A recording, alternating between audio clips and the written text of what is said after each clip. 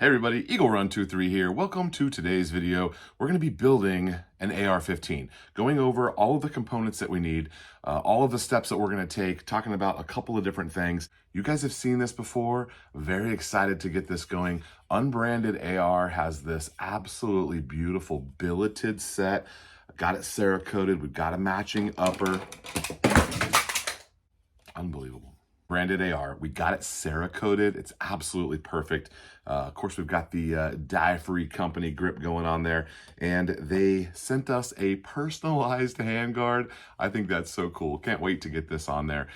We're going to talk about the components, some of the tools that we're going to go over. We need to make a decision on a trigger, hoping you'll help me out with that. And then I also need to show you today's video sponsor is A+I Manufacturing, makers of this really cool Kydex holster. Stay tuned to the end of the video. I'll tell you a little bit more about that. Let's get to work.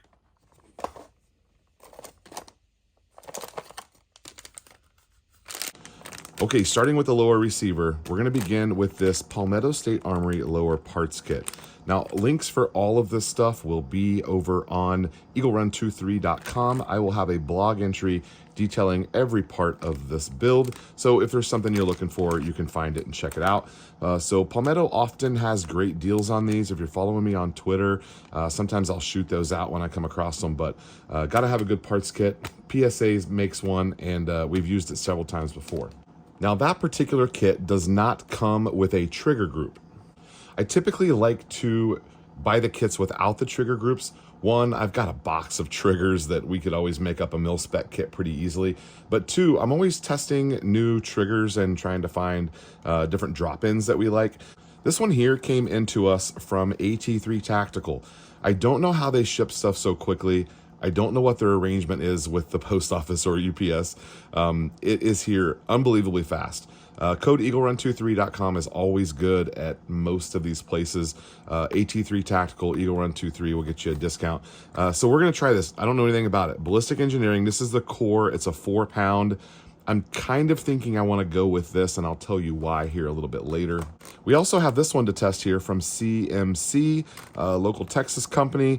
This is a 3.5-pound pull. I haven't even pulled this out and tested or anything, but I do have another CMC that we like.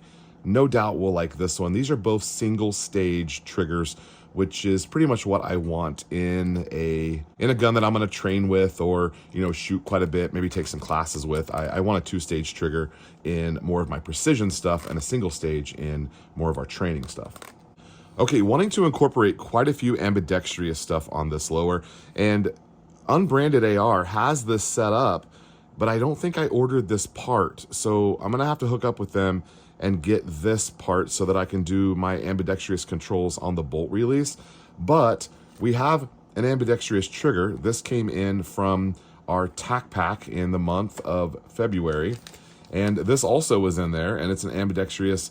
The magazine button, it's an extended button and then an ambidextrous. So if I go ambi, that would be kind of cool. I've never had a fully ambidextrous gun, but it's kind of handy to train like that. So I think we'll give it a shot.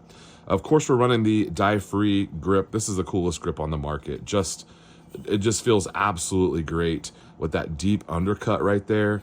Great texturing. They're 20 bucks. Love these grips. I'm also planning to run this minimalist style stock. This is also from Unbranded. They're very inexpensive, and we are trying to go incredibly budget with this, other than a couple of items. We're going to talk more about that probably a little bit later, and talk about the pricing. That'll all be listed in the description. But I think we're going to run this little minimalist tail hook looking thing from Unbranded AR. I wanted to do something different than just the basic FDE, so we had this custom Cerakoted. This is Coyote Tan. I think it came out really great. It's kind of in the same color family, but obviously just kind of looks a little bit different. We were going to go with a titanium on this as the contrasting color, but we made a couple of mistakes in some components. So we're just going to do the classic tan and black here. I think it'll be a good look for us. Unbranded on the upper receiver and the lower, and then we also have a unbranded barrel. These are an extreme value, and they come with that dimple. Makes it really nice for us builders.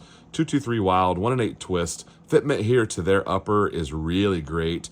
I kind of had to press that in just to get it to mock up.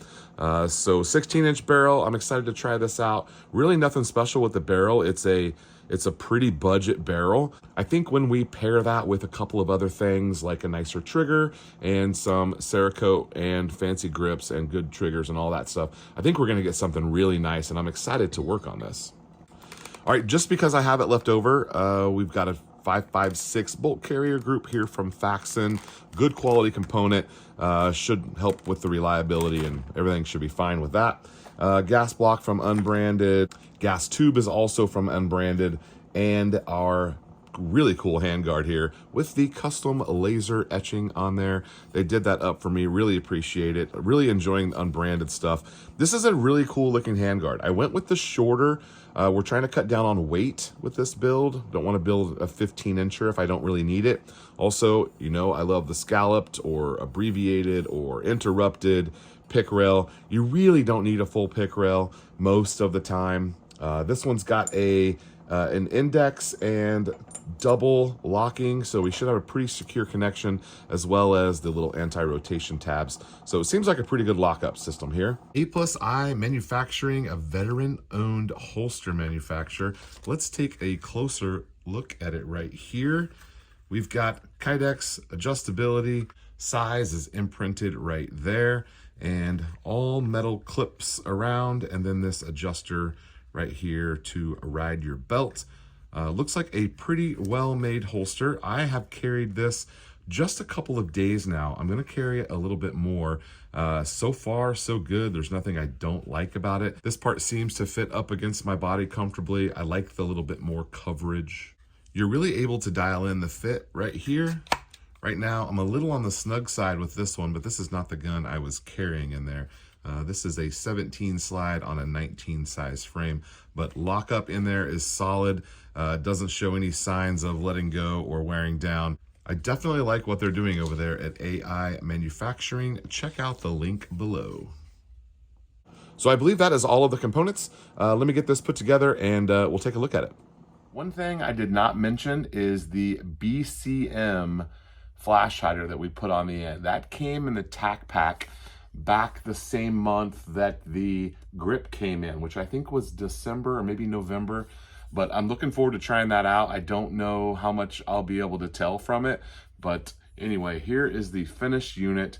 We've got our Unbranded handguard looking good on there. Really like seeing the channel name on the gun. This is the first thing like that I've ever really messed with. So a couple things that still need to finish this gun out. One, I have an optic for it. You're gonna have to stay tuned and I'll show you more about that. I think we're gonna put an LPVO on here, and the trigger. There's going to be a dedicated video about this trigger. Had a little bit of trouble, and I learned a couple of things about this trigger as well. So far, the mag release on each side is a success. It properly works. And if you notice right here, we are missing our bolt catch. Now that bolt catch, I'm gonna have to get with Unbranded, and either I'm missing it or I didn't order it or they didn't send it. I'm not for sure. We'll figure that out. I am also missing the forward assist. That will be coming as well. Let me give you a little quick demonstration of the trigger. Did you even see it move?